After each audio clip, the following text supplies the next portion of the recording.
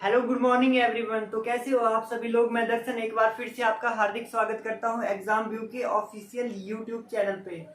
तो चलिए आज की सेशन की शुरुआत करते हैं बेहतरीन मोटिवेशन कोड के साथ। आज का आपका जो मोटिवेशन कोड है वो है आत्मविश्वास जिंदगी की सबसे खूबसूरत सुबह होती है जो आपके पूरे दिन को खूबसूरत बनाए रखती है। तो आपको सबसे पहले अपने ऊपर आत्मविश्वास होना चाहिए कि हाँ हम लोग ये काम कर सकते हैं। ठीक है, तो आत्मविश्वास जिंदगी की सबसे खूबसूरत सुबह होती है जो आपके पूरे दिन को खूबसूरत बनाए बनाए रखती है। ठीक है, तो इसलिए कहा जाता है कि ना संघर्ष ना तकलीफ तो क्या खाक मजा है जीने में, बड़े बड़े तूफान थम जाते हैं जब आग लगी हो सीने में। तो चलिए आज का सेशन शुरुआत करते हैं। अति महत्वपूर्ण क्लास रहने वाली है, हर क्वेश्चन को आपने नोट करना है। ये क्लास आपके सभी एग्जामों के लिए इंपॉर्टेंट रहने वाली है जो भी आपके हिमाचल में अभी करंट में होने वाले एग्जाम है।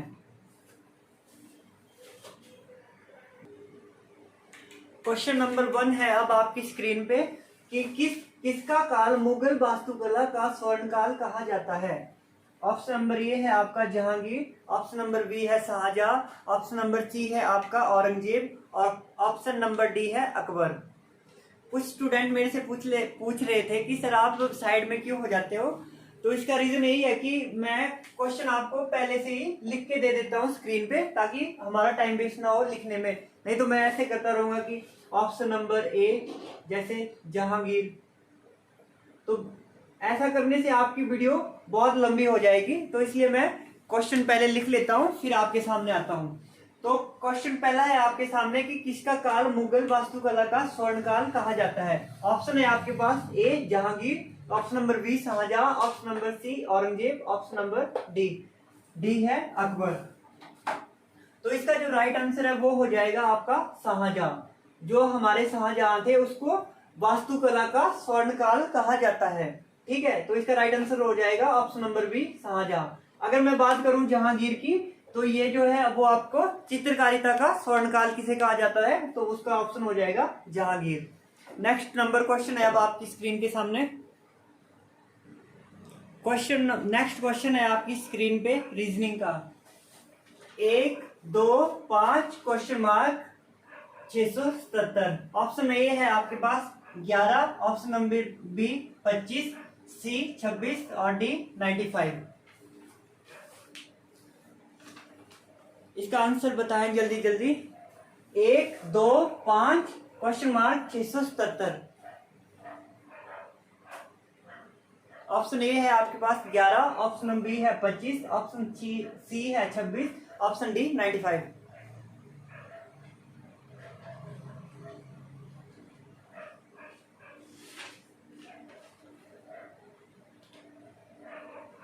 तो ये जो हमारे पास क्वेश्चन है ऐसे बनेगा 1 का स्क्वायर प्लस 1, 1 का स्क्वायर 1 प्लस 1 इक्वल टू 2, 2 आ गया। ठीक है, अब 2 का स्क्वायर प्लस 1 इक्वल टू 5, 5 आ गया। तो अब हम क्या करेंगे 5 का स्क्वायर, एक मिनट, 5 का स्क्वायर कितना हो गया 25 और 25 प्लस 1 क्या करेंगे इक्वल टू 26। ये हो गया आपका राइट आंसर। ठीक है, 5 का स्क्वायर प्लस 1 इक्वल टू 26, 26 का स्क्वायर करेंगे कितना आएगा 676 प्लस 1 677। तो राइट आंसर हो गया आपका 26। नेक्स्ट क्वेश्चन है अब आपकी स्क्रीन पे।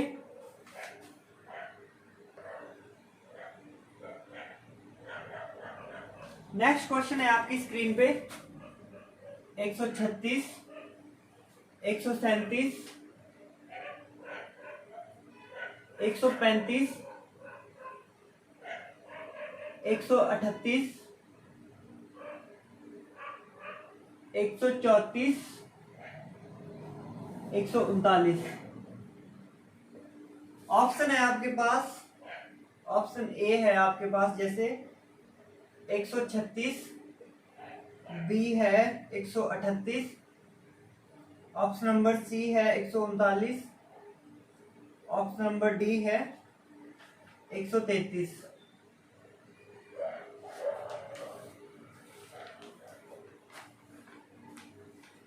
136, 137, 135, 138, 134, 139। तो नेक्स्ट नंबर क्या आएगा?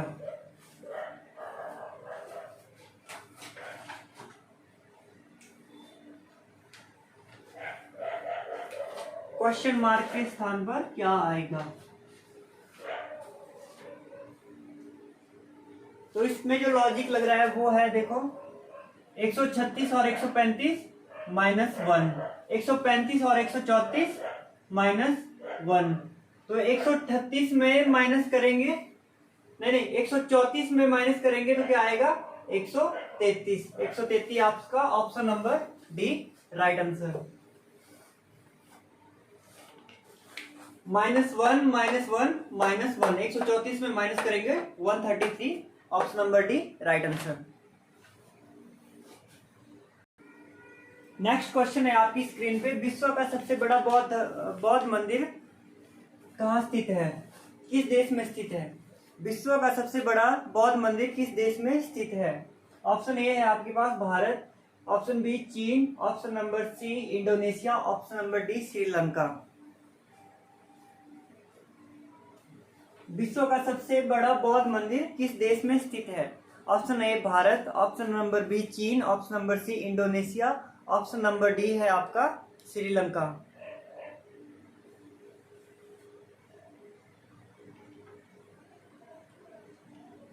इसका जो राइट आंसर है वो हो जाएगा इंडोनेशिया।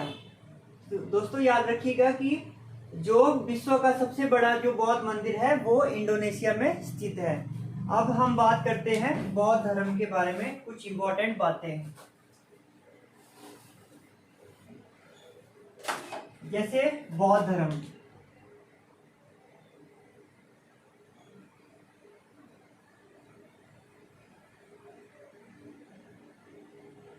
बौद्ध धर्म के संस्थापक किसको कहा जाता है? भगवान बुद्ध को, महात्मा बुद्ध। ये बाद में महात्मा बुद्ध इसलिए कहलाए जब इनको ज्ञान की प्राप्ति हो गई, ठीक है। तो इनका जो जन्म हुआ था वो कहाँ पे हुआ था? लुम्बिनी में। कब हुआ था? 563 BC में। इनके जो पिता थे, इनके पिता का नाम था शुद्धोधन और इनकी माता थी, इनकी माता का नाम था महामाया। जैसे ही इनका जन्म होता है तो 7 दिन के बाद इनकी माता की मृत्यु हो जाती है। फिर एक क्वेश्चन आता है कि इनका पालन पोषण किसके द्वारा किया जाता है? तो इनका जो पालन पोषण है वो उनकी मौसी प्रजापति गौतमी द्वारा किया जाता है। बाद में यही जो प्रजापति गौतमी है, बाद में इनकी पहली महिला शिष्य बनती है, अर्थात पहली चेली बनती है। तो वो कौन कहलाती है? इसकी मौसी प्रजापति गौतमी। तो ये क्या करते हैं, 29 वर्ष की आयु में घर छोड़ देते हैं।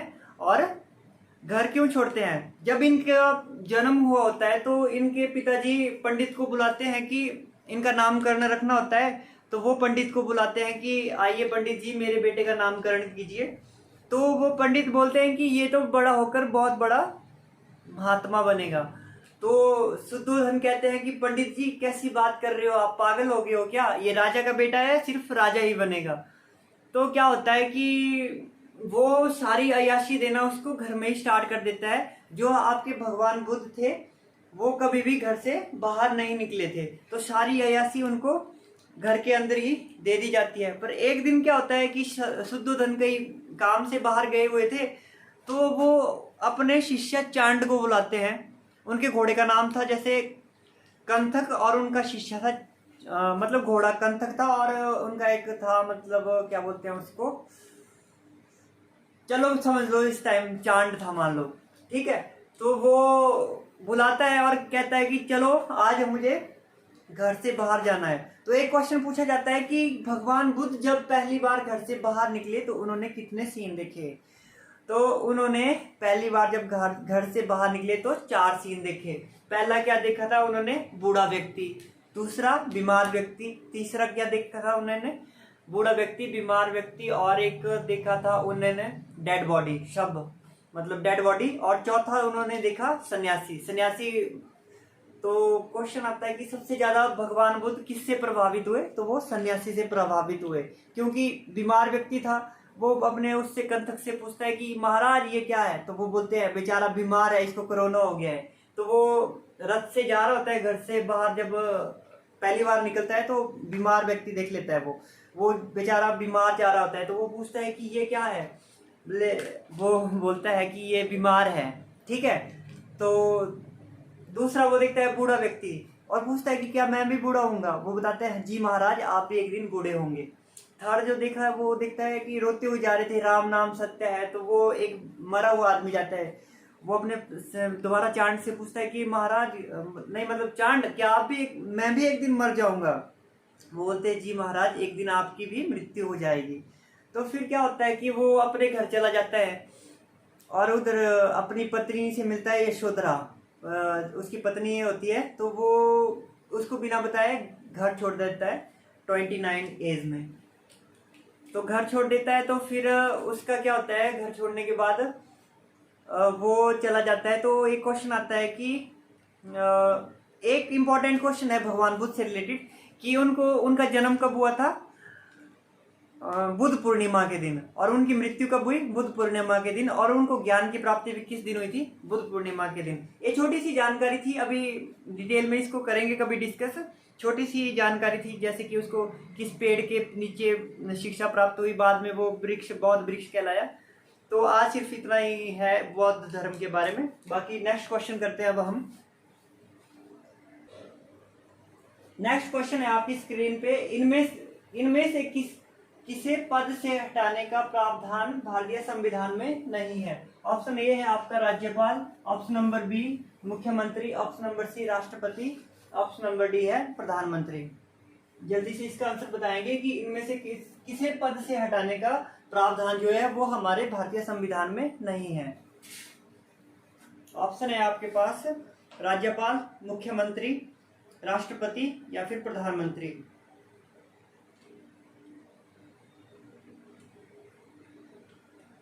इसका जो राइट आंसर है वो हो जाएगा आपके पास राज्यपाल। कि जो हमारे, याद रखिएगा कि जो हमारे राज्यपाल है उनका कोई भी प्रावधान हमारे संविधान में उनको पद से हटाने का नहीं दिया गया है, तो इसका राइट आंसर हो जाएगा राज्यपाल। अब बात करते हैं प्रधानमंत्री। तो प्रधानमंत्री की नियुक्ति कौन सा अनुच्छेद है, अनुच्छेद है 75। अब हम डिस्कस कर लेते हैं राष्ट्रपति से रिलेटेड कुछ अनुच्छेद।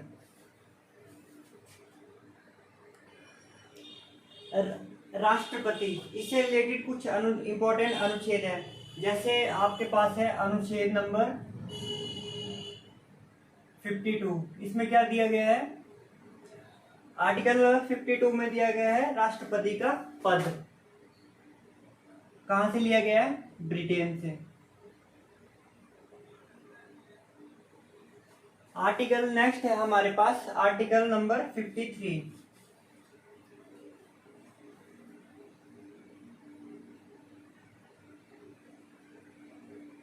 इसमें दिया गया है हमारे पास राष्ट्रपति का कार्य एवं शक्तियां।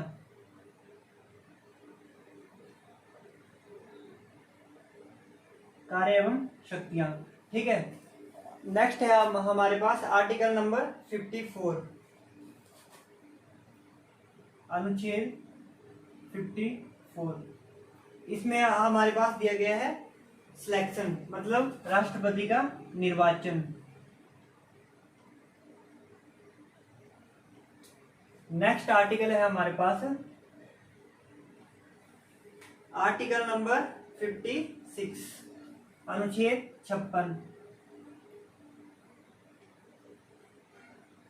इसमें क्या दिया गया है, इसमें दिया गया है हमारे पास राष्ट्रपति का कार्यकाल कितना होता है, कमेंट में बताएं राष्ट्रपति का कार्यकाल कितने वर्ष का होता है। नेक्स्ट आर्टिकल है हमारे पास आर्टिकल नंबर 57, अनुच्छेद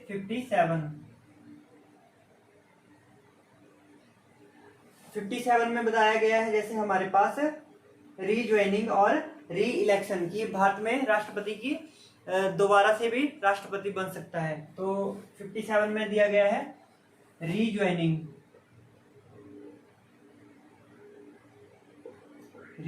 एंड री इलेक्शन। नेक्स्ट है हमारे पास आर्टिकल 57 के बाद आएगा 58।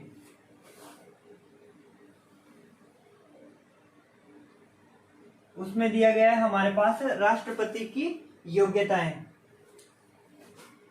योग्यताएं जैसे वो भारत का नागरिक होना चाहिए, ये सब। ये थे राष्ट्रपति से रिलेटेड कुछ इंपॉर्टेंट आर्टिकल, जैसे और भी हैं। जैसे एक बार रिपीट कर लेता हूँ। आर्टिकल है 52, राष्ट्रपति का पद दिया गया है, वो कहां से लिया गया है? ब्रिटेन से। 53, राष्ट्रपति की कार्य एवं शक्तियां। नेक्स्ट आर्टिकल है जैसे अनुच्छेद है 54, राष्ट्रपति का निर्वाचन। नेक्स्ट आर्टिकल है 56, राष्ट्रपति का कार्यकाल। 57 में रीज्वाइनिंग और री इलेक्शन। अनुच्छेद है 58, राष्ट्रपति की योग्यताएं। नेक्स्ट आर्टिकल आता है हमारे पास article number 60। Article number 60। Article 60 में आपका दिया गया है राष्ट्रपति की शपथ, ओथ ऑफ द प्रेसिडेंट। किसमें दी गई है? Article number 60। नेक्स्ट है आपका अनुच्छेद 61। इसमें क्या दिया गया है? महाभियोग। राष्ट्रपति के ऊपर महाभियोग लगाया जा सकता है। ये थे कुछ हमारे इंपॉर्टेंट आर्टिकल राष्ट्रपति से रिलेटेड। तो एक और ट्रिक है छोटी सी, वो आपके काम आ जाए कहीं, तो लिख लो सरला। सरला, ठीक है। तो जो स से बनेगा आपका संसद। स से क्या हो गया? संसद। रा से राज्यसभा और ल से लोकसभा।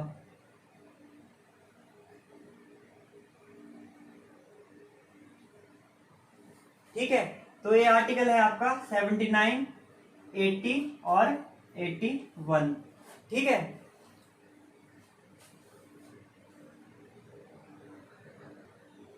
अब आपके सामने है हिंदी के कुछ विलोम शब्द।